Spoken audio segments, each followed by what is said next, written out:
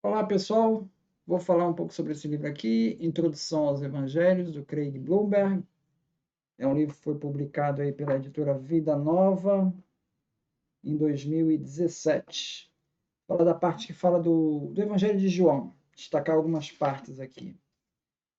Então, ele vai traçar a questão da historicidade do Evangelho de João. Ele fala, uma coisa curiosa, o Evangelho de João, ele se destaca em relação aos evangelhos sinóticos, né, porque tem um caráter muito mais teológico, né, e no princípio era o verbo, e o verbo era Deus, o verbo estava com Deus, enfim, ele tem uma carga teológica muito maior do que nos sinóticos.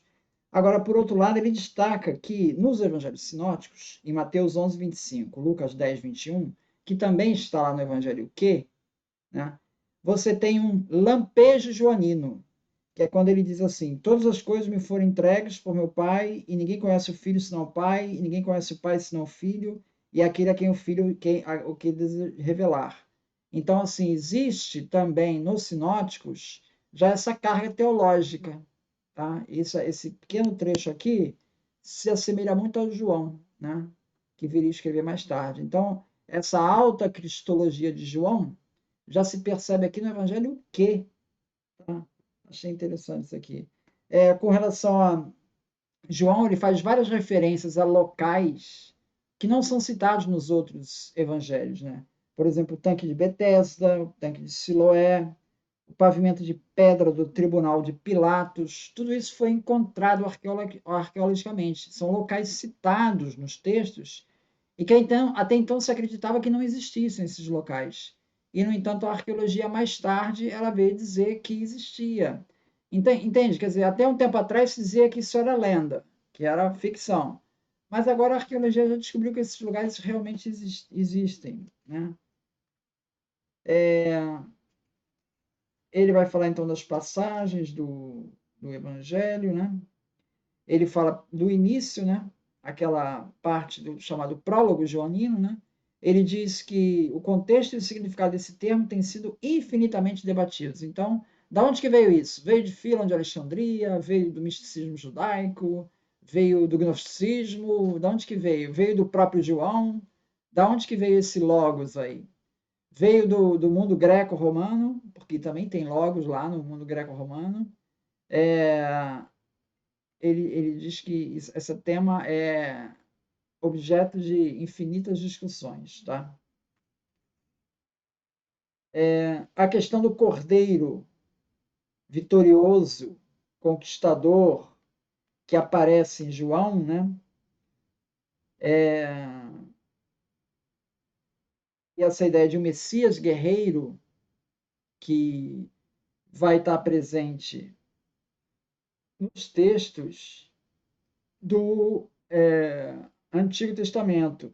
Na verdade, não. Na verdade, na literatura hebraica, judaica, tá? No chamado Testamento de José, capítulo 19, 8, e no Testamento de Benjamim, quer dizer, no Testamento dos 12 patriarcas. Ali aparece a figura de um Messias sofredor, cordeiro, que é entregue em sacrifício. Essa figura vai estar lá mais claramente ali nesses textos do Testamento de José, Testamento de Benjamim, tá? Não vai estar tão claramente assim nos profetas, Isaías, Daniel, não vai estar tão claramente assim. Vai estar mais claramente nesses textos, tá? A questão do João, né, ele fala claramente, tem passagens que ele diz que Jesus se identifica como Deus, né? A ponto de ter uma passagem em que os próprios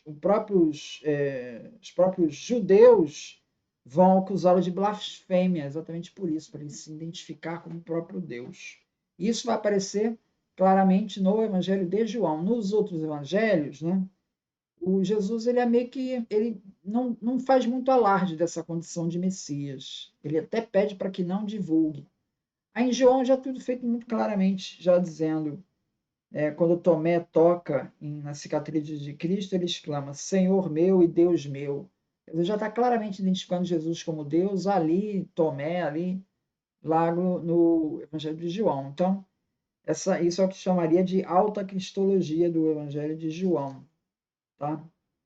Aí o Craig Blumberg vai dizer assim, ó, essas inúmeras declarações de eu sou, ao longo de todo o Evangelho, né, refletem sem ambiguidade que Jesus tinha uma autoconsciência de ser Deus.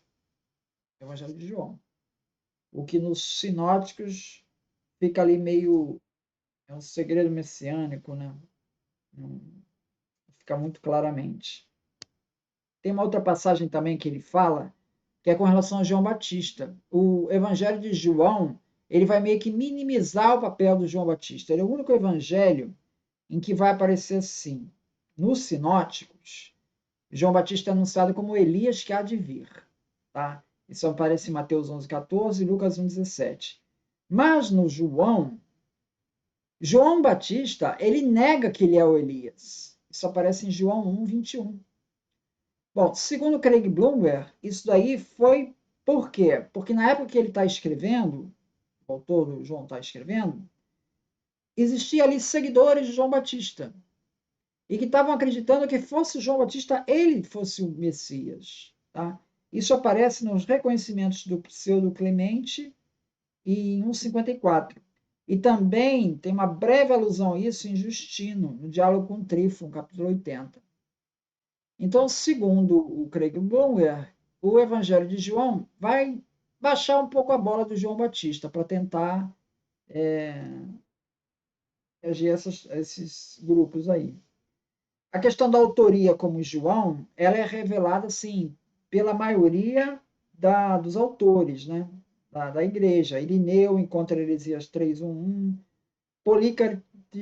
Policarpo, Clemente, todos citados por Eusébio em História Eclesiástica, Jerônimo em Homens Ilustres, todos esses vão dar autoria para João Apóstolo. Tá?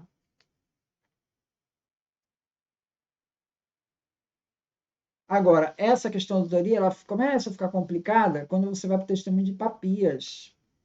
Papias ele diz assim: se alguma vez eu encontrasse alguém que tivesse seguido os presbíteros, indagaria sobre as palavras dos presbíteros. O que André, ou Pedro, ou Filipe, ou Tiago, ou Tomé, ou Tiago, ou João, ou Mateus, ou qualquer outro dos discípulos do Senhor disseram. E o que diziam Aristião e o presbítero João, discípulos do Senhor.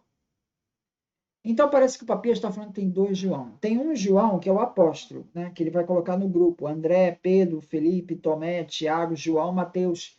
São os apóstolos. Né? E tem o João ancião, presbítero. Tá? Então tem dois Joãos, claramente aqui em Papias. Na hora que ele falar que um desses escreveu, não fica claro quem dos dois foi. Tá? Alguns autores, como Martin Hengel, sugerem que foi o João Ancião que escreveu o Evangelho, e não João Apóstolo. O grande problema para o João Apóstolo é que João Apóstolo ele aparece em Atos dos Apóstolos, né? Em Atos dos Apóstolos 4:13, ele aparece como agramatói, que alguns traduzem como analfabeto, outros traduzem como uma pessoa não versada nas escrituras. Então, há controvérsia se ali está significando analfabeto ou não. De qualquer maneira, João é um pescador da Galiléia, uma pessoa humilde. Quer dizer, imaginar que ele elaborou um prólogo ali do Evangelho altamente teológico, uma coisa altamente filosófica, é incompatível com o pescador da Galiléia. Então, muitos não acreditam que tenha sido, então, o João apóstolo o autor desse evangelho. Tá?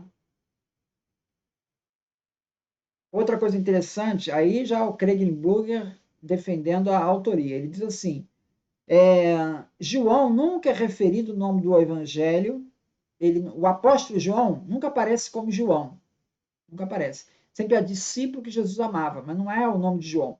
Quando o nome de João aparece no evangelho, ele aparece se referindo a João Batista. E nunca João Batista aparece como João Batista, como é nos sinóticos. Porque os sinóticos usam João Batista para diferenciar do João apóstolo. Tá? Agora, no Evangelho de João, ele não tem essa preocupação. Ele usa João. Só que nitidamente está se referindo a João Batista. Então, a pergunta que fica é por que ele não teve nenhuma preocupação em se distinguir do outro ali, João Batista. Então, parece que ele estava se identificando, ou que todo mundo ia saber, que ele era o discípulo que Jesus amava, que era o apóstolo João. Tá? Parece que assim ele sabia que ninguém ia ter dúvidas disso. Então, segundo Craig Blomberg, isso é uma evidência de que ele está tão certo de que a autoria é dele que ele nem se deu o trabalho de se identificar. É isso que ele está argumentando. Com relação às edições do livro, o Craig Blomberg sugere que sim, é possível que tenha mais de uma edição, principalmente o capítulo 21, que o capítulo 21 ele dá a entender que João ali provavelmente já teria morrido. Tá? Aí o Craig Blomberg vai dizer o seguinte: tais edições poderiam ter afetado muitas partes do Evangelho, mas realmente não temos como saber. Além disso, as teorias de composição do quarto Evangelho tendem apenas a compor uma hipótese especulativa com outra. Parece mais seguro assumir que pelo menos um núcleo significativo do Evangelho, como conhecemos, remonta ao apóstolo João, e qualquer edição que possa ter acontecido foi feita para deixá-lo numa forma que permitisse ao Espírito de Deus melhor aplicar as verdades do Evangelho à comunidade joanina. Então ele diz que é possível sim ter mais de uma edição, especialmente o capítulo 21. Quer dizer, até o próprio Craig Bloomberg reconhece que o capítulo 21 não é, possivelmente não é da autoria do apóstolo João. Muito obrigado, então.